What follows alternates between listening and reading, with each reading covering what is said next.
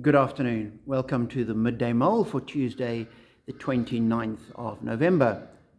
I apologize for skipping yesterday. I was helping my mother who was having a hip replacement and was planning to work from Pretoria, but then there was a power failure and that kiboshed my ideas. However, we're back again today and we continue with Robert Murray McShane's reading scheme. Today, reading Micah chapter 4, this wonderful glimpse into the future where Isaiah prophesies about what the last days will be like. And he says that people will come streaming to the Lord and to hear his voice. And we're told the law of the Lord will go out from Zion, the word of the Lord from Jerusalem.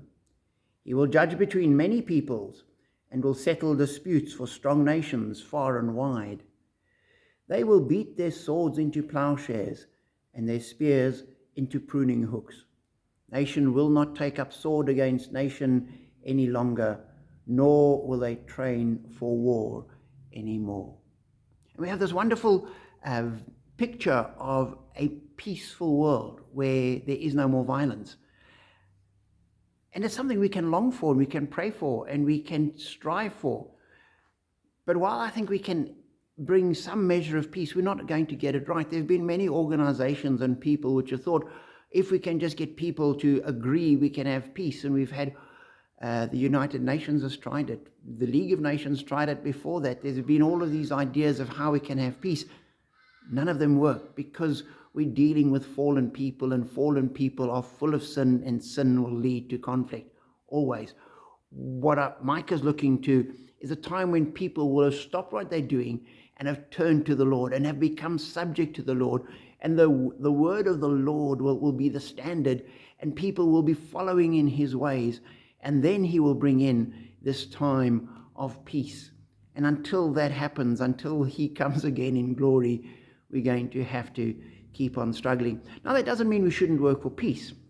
We do. Christians need to be at the forefront of trying to bring about peace and reconciliation and ending conflict and working for justice. That's what our God does. That's what we should be doing as well. But we recognize that we're not going to bring about a perfect peace, and we might have success for a time, but it won't be long lasting. But that doesn't mean we stop, because we know that ultimately one day there will be peace. And I think it's the same with most of what we do in the world. We work for justice. We have small little gains, and then there's setbacks. We work against hunger and poverty, and we can do small things to address it, but then there's setbacks. And so we just keep on doing it because we know one day, in the future, when Jesus comes in glory, that's what the world will be like. And so we keep aligning ourselves to the kind of God he is and doing the kind of things he does. And we keep working, trusting him and longing and praying for the day when nation will not take up sword against nation and there will be peace throughout the earth.